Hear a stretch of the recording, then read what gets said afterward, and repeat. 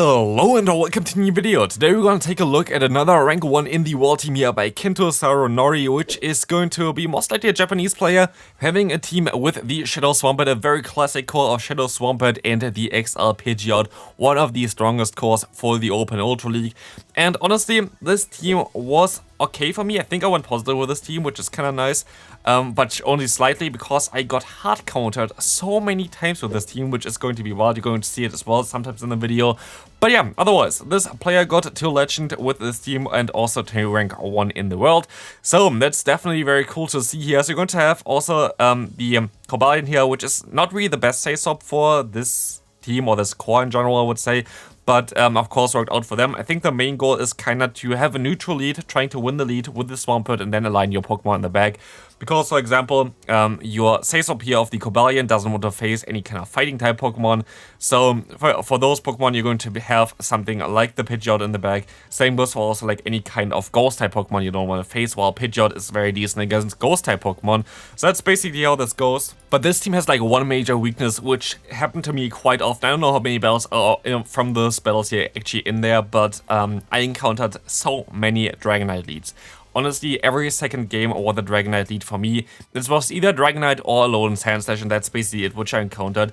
And of course, Dragonite is going to break your lead, but also going to be very good against your Sasop, which is going to be the Cobalion, and also being very decent against your Pokemon in the back with the Pidgeot. So it's basically a core breaker kind of for this team here. And yeah, I encountered this Pokemon so many times in the lead, it was wild. So that kind of basically nearly all the losses I had feel like was against something like a Dragonite lead, which is interesting, of course, showing kind of that this team can function against nearly everything that isn't a Dragonite lead, which is cool. But like the thing with like those rank 1 in the world teams anyway, it really depends on what you're going to encounter. And like those teams usually are built around the meta that they face, because they face basically the same players every day. And so they try to counter those players here, while of course for our meta here right now, a little bit lower, like 3,100 rating around there, we're going to encounter several different players and there's a different meta there. So not every team that you see performing very high on like higher level or like higher elo going to be as well for like other lower elo ratings, which I actually have a lot of times in the comment section where it's like, oh, I went 0-5 with this team, it's such a bad team. Like, it's either you play it wrong or like you got unlucky matchups or your meta is just not really suiting for this, because there are different metas. You're going to encounter other Pokemon in the 2,400 rating area compared to the 3,000 rating area. That's just the case. There are like some Pokemon that are a little bit more accessible, for example the Community Day Pokemon, or like older Pokemon like the Cresselia and the Giratina for like players that don't really invest too much into PvP. But yeah, higher up you're going to encounter mainly something like XL Jellicent, super fun to play against, like those super bulky Pokemon that you don't really want to face at night. So yeah, this is kind of the differences between it. That's why some teams don't work in lower elos. That's why some teams only work in like high elo ranges. So definitely keep this in mind every time you face it, like want to try a team out or whatever. Just always consider what is the elo that I'm looking at. And also, if you need some help, maybe with some gameplay, there's a link in the description for coaching if you're interested in this one, offering coaching as well on MetaFi. So definitely check that one out if you have not already. But let's take a look here at the matchup against the Giratina.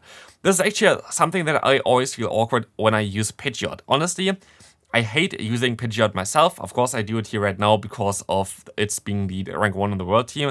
But I just don't like this Pokemon because it feels like in order to perform well with this Pokemon, you kind of forced to go for the Feather Dance first. And here we went for that as well and tried to do some damage against the opponent. Now we have sadly a CMP type, which is really unfortunate because now I kind of have to use a shield. And the opponent makes a great play by catching me off guard here with the obstacle. And I thought they need some more energy there to get to a move, but they didn't. And like this, I'm going to try to be able to farm down there, which is going to work out here fairly well for me. But they have a Cresselia in the back and I can already press on the forfeit button there. Next opponent, Dragonite lead. Honestly, I cut out, I think, a few matchups already where I quit out super early against Dragonite lead because I don't really see the reason for me to show it. I just say it here, like I'm always honest with you. Like when I have like certain win streak or whatever with a Pokemon, with a team or whatever, I'm always honest with that stuff. I encountered a ton of Dragonite. I didn't show them all Here, this is most likely a little bit of a better attempt because I was able to bait them twice, which is kind of what you kind of have to do here because Stone is going to do a ton of damage. The opponent also going to bait me twice, and the opponent going to swap perfectly into Registeel. Great play by them, but I can actually take some advantage of this as well, as I will be able to now swap out into my Swampert. I'm going to be able to get 2 fast moves off here while they went straight for their Focus Burst, and I should be able to outspeed them right now to the next charge move here right now, and this is going to knock them out as well. So that's actually basically how you should play this. I think that was basically perfect after they caught the move. Of course, catching the move is of course not ideal, but like this we're gonna get some damage onto them. And I actually was surprised here because the opponent did not throw immediately here. As you're going to see right now, like of course I have a move stall, like even a Sacred Sword going to knock them out, but they went for a few more fast moves first before they even saw my typing. So this could have went also very badly for the opponent there, but they're going to have another Pokemon in the back that does not want to encounter the Cobalion, which really helps us out here because otherwise Dragonite is a very tough Pokemon to beat with this team, but we can still go ahead and go for some Sacred Swords against the opponent's Snorlax, and we're going to be able to even reach another Sacred Sword there as they're going to forfeit before. Next opponent here, we're going to see a Cobalion lead. Very decent lead for us. This is going to be a very good lead for us, of course. But they can go for a charge move here straight away, doing a lot of damage. And I think that two-shot us with the Sacred Sword and some extra fast moves. In comes now the Jellicent, which is going to be very nice for the Pidgeot. Of course, they're going to go first for one Surf here, which is going to do some decent damage. But I can go for the Feather Dance immediately here. They know about this. Nobody is going to ever shield this move because everybody knows they're going to go for the Feather Dance. They need more damage with the Wing Attack. They want to keep the Pidgeot kind of healthy at least, as they're going to be able to now go ahead and farm up extra, let them throw first, and go then for a Brave Bird against the opponent, which is going to do a ton of damage. But you see already, the opponent going to be nearly able to even realign here if they want to, and they're actually going to use a shield as well. So yeah, like Jellicent is just insanely overpowered in the current meta. This is like one of the worst matchups where Jellicent can be in, and it still does so well here, which is kind of wild. So yeah, Jellicent is most likely the best Pokemon right now in the Ultra League. And it is kind of sad because I just don't like those super bulky Pokemon. But it is what it is. Go Lizardpod in the back. We're going to be able to go into a Cobalion here right now, and we're going to see some lag there as well for I think both sides kinda. But I will be able to let the move go through from the opponent. It's going to be the Liquidation. There's a lot of lag in this game again. You know, standard Go Battle lag, you see it all the time. But this Stone Edge gonna go actually through, which is going to be nice, as I can now hit a Sacred Sword, and I feel like we're in a very decent spot right now. The Sacred Sword is coming through. I can do some damage with my own Cobalion first and get even to a charge move here, which is really nice.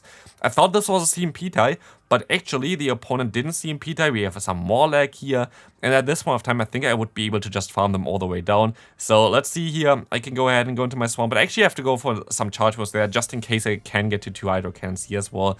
But the opponent going to shield this move up. I can go for another one immediately afterwards. And never mind, they only had 1 shield. I thought they had 2 shields, but they only have 1 shield, and this is going to be a good game.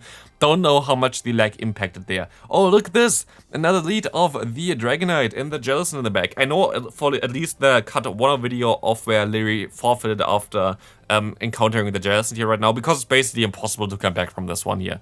You're so far behind already. As the opponent going to have a great matchup here, they're going to be able to get rid of your Cobalion, and then you're going to have your Pidgeot in the back as your best answer for the opponent's Dragonite. But like, what do you really want to do with that? Like, it doesn't really help you too much. Here they can go for a Surf and knock us out. They can go ahead and go into my Swampert, but this is going to be again a little bit awkward, as they can go for a Surf or even a Shadow Ball, whatever they want to. And here I want to swap out as well, I think, after this one maybe? Or like, it was maybe a different game. There was definitely a game where I tried to swap out against the Jellicent and I got some lag, and I just saw a lot of lag there. I just have a lot of frame drops right now, just mid-game. Like, it doesn't impact me too much, other than if you want to swap outwards, awkward. But here, neutral matchup in the back, but like, it doesn't help because our other Pokemon gets completely hardwalled. And it's literally right now, Ultra League is either Sand/Slash lead for me or Pidgeot, not Pidgeot, or the Dragonite lead right now, which is kind of wild. So again, another Sand/Slash in the lead. Very, very common to be seen that on here, but we can go ahead and go for a charge move. I can go for a charge move again against them here with the Swampert, going to be able to knock them out at least, and we're going to encounter a Trevenant in the back. I'm going to make a play here that I don't know if I'm going to regret it later on, but I'm going to basically sack my Cobalion here, which might be the right play, but let's take a look at this. We can still go ahead and go for one Stone in order to try to get some damage onto the opponent's Trevenant first, which is going to work out fairly well. You're gonna get them fairly low as well, And like this, we can let this move go through. They're going to, knock me out here with a Shadow Ball, and I'm going to just wait out the clock right now. And then I can align my perfect Pokemon here, which is going to be the Pidgeot, as they have their own Pidgeot in the back, allowing me to go for one Feather Dance, so they do less damage to both my Swampert as well as to my own Pidgeot here. I'm going to be able to go for a swap out into my Swampert and go for a charge move here. Maybe I actually should have stayed in for a little bit with my Pidgeot and forced them to throw a charge move as well. But like this, we will be able to go for another Hydro Cannon here and gonna get another shield from the opponent, as they are forced to go for a Brave Bird here right now. I'm going to let this move go through, and it's going to be a Brave Bird, as I can swap back into my own Pidgeot, which will be able to take a Feather Dance from the opponent without a doubt. In comes now the Trevenant, and I'm gonna go for a full farm down. And I regret this fairly fast, because I did not expect that the Shadow Ball does so much damage against me. What the hell? This is a double resisted Shadow Ball here from the Trevenant against us, and puts us into the red health. I was like, isn't like my resistance wrong or whatever? I was so surprised about the damage output from this Pokemon, but I still will be able to go for one Feather Dance and a one Brave Bird, which is the perfect amount to knock them out. Even though we're double debuffed, this did not matter, and we can still win this game. Next opponent, horrible lead again, the Cresselia in the lead. This is always kinda hit or miss. I tried to catch the move there, didn't work out. In comes the Swampert. I will be able to go for a Sacred Sword against them. This is actually interesting, as the opponent gonna go ahead and shield this move up immediately. Like, they didn't have to shield up the first one. There's nothing else other than Sacred Sword I can go for here. So, like, I'm not sure why they did this, but I will take it, as I can now let the move go through, force them to go for an Earthquake. I can actually overfarm by a little bit here, but I didn't do that for whatever reason. I can definitely overfarm there if I wanted to, but I didn't. And in comes now the Cresselia, which will have some energy, and definitely a little bit more energy than I thought, because I tried to catch the move here, but I thought they needed one more fast move, but they didn't. And like this, the Grass Knot is coming through here, going to get the shield from me, and I can just go ahead and spam those Hydro Cannons here. But as you see, they're gonna go for a shield, and I'm going to try to swap out here into my Pidgeot, and they're going to stay in here for a little bit, which makes me believe that they're going to have something weak in the back, which I was definitely wrong about. They have a Tentacruel in the back. This is not weak to me. And like this, I can go ahead and go for one Feather Dance, and I can go ahead and go for another Feather Dance, because I have to keep my Pidgeot alive and try to get out of the matchup with my Swampert still in here, trying to get basically an Earthquake still stored. Let's see what I can do here. I have to go and overfarm by a little bit, go up to the Brave Bird, now swap out, try to go ahead. Actually, one Hydro Cannon would be enough right now, right? That's kind of awkward. I should have definitely tried to play it a little bit differently here. Just one Hydro Cannon would have been enough, most likely, after with the Brave Bird there. But the opponent makes a great play here by catching the move, or like trying to throw the Grass Knot here onto my Swampert. Great play there by them. There's nothing I can do here at this point of time anymore. But well played by them. Let's take a look at the final game. We're going to have the newly released Poliwrath against us. And this is a core breaker for both of our lead as well as our Pokemon in the back, the Cobalion. So I'm going to use a shield against an Ice Punch. Wow, that's nice. I can go for the Hydro Cannon. For sure they're going to shield here, right? And one Earthquake going to one-shot them. Or not. We're going to, at least here, going to be able to go for another charge move, and it's going to be a Hydro Cannon, which is going to get some damage onto them. And actually, I can farm them down in time. This is amazing, because this extra fast move that just went through, going to knock them out. And Gone is basically the hardest answer to our Cobalion right now. And maybe, just maybe, Cobalion going to have a great time now. Who knows? We will find out very shortly, I would say. They're going to have to take the double debuff there from the Feather Dance immediately while I get the shield. And they have Awkward Tail. Actually didn't realize that they had Awkward Tail this time around. I didn't look at it. I only looked at this one. It was a crunch, so I was never really sure in this position right now if they have Awkward Tail or not. So that's my own mistake. But I can go for an Hydro Cannon, get the shield, and swap out perfectly onto the charge move here, which is going to be an Awkward Tail. And now we're going to encounter the final Pokemon. It's going to be Skuntank. Very creative backline from the opponent. Double Dark, double Poison. What a surprise. But we're going to be able to do a ton of damage against the opponent here as well, as we will see the crunch coming through. Going to get the defense drop there. Great play by the opponent. Doesn't matter, as I can go for another charge move here. Going to knock them out. And this is going to be also it for today's video. We will be able to go for 2 more Sacred Swords. And this is all we need, as neither a crunch or an Awkward Tail will be enough to knock us out. Or we can just swap out and the opponent forfeits. But yeah, that's going to be it for the video. I hope you enjoyed it. If you did, please leave a like. And also, check out the videos that are currently on the screen. I hope you all have a great rest of your day, and I'll see you later for the top tier list video again.